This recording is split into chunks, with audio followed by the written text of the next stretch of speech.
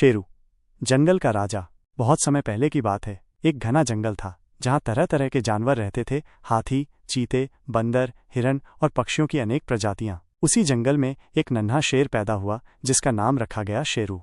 शेरू बचपन से ही दूसरों से अलग था। वो हमेशा सवाल करता, सीखना चाहता और जोखिम उठाने से डरता नहीं था। जहां बाकी शेर सिर्फ शिकार की बात करते, वहीं शेरू जंगल की शांति, भाईचारे और समझदारी की बात करता। अध्याय 1, बचपन की सीख।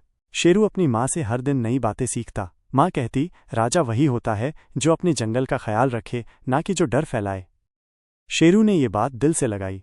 एक दिन जंगल में सूखा पड़ा, नदी का पानी सूखने लगा और जानवर परेशान हो उठे। हर कोई अपने लिए लड़ रहा था। तभी शेरू ने सब जानवरों को एक जगह बुलाया। अगर हम मिलकर एक रास्ता बनाएं जिससे नदी का पानी एक तालाब तक लाया जाए तो सबकी प्यास बुझ सकती है, शेरू ने सुझाव दिया।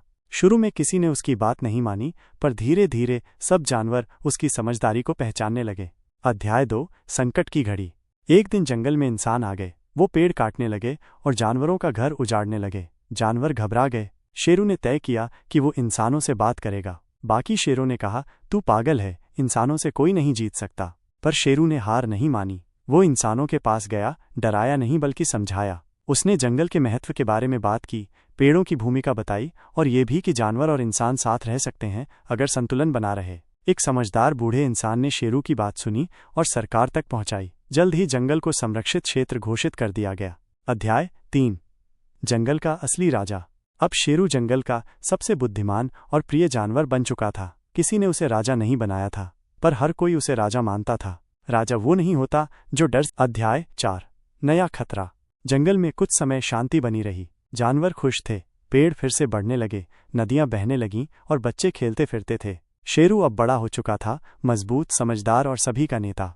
लेकिन एक रात जंगल में एक अजीब सी गंध फैली। हवा में धुआं था और आसमान में गरजती आवाजें गूंजने लगीं। ये कोई तूफान नहीं था, बल्कि पास के इलाके में एक बड़ा कारखाना बन चुका था जो दिन रात धुआं और जहरीला कचरा छोड़ रहा था। पेड़ झुलसने लगे, नदी का पानी गंदा हो गया और जानवर बीमार पड़ने लगे। शेरू ने तुरंत जंगल परिषद बुलाई। अगर हम अब भी चुप रहे, शेरू गरज कर बोला, तो हमारा जंगल धीरे धीरे मर जाएगा। अध्याय 5, शेरू की योजना।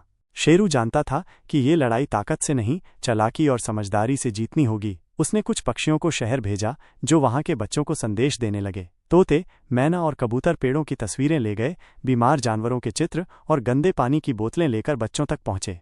बच्चों ने जब ये देखा तो उन्होंने अपने माता पिता को बताया। जल्द ही ये बात सोशल मीडिया पर फैल गई। अखबारों ने लिखा, जंगल का राजा इंसानों से मदद मांग रहा है। कुछ दिन में पर्यावरण कार्यकर्ता आए और सरकार ने उस कारखाने की जांच शुरू की। वह कारखाना बंद कर दिया गया और उसकी जगह एक ग्रीन जोन घोषित कर दिया गया। अध्याय 6, शांति का समझौता।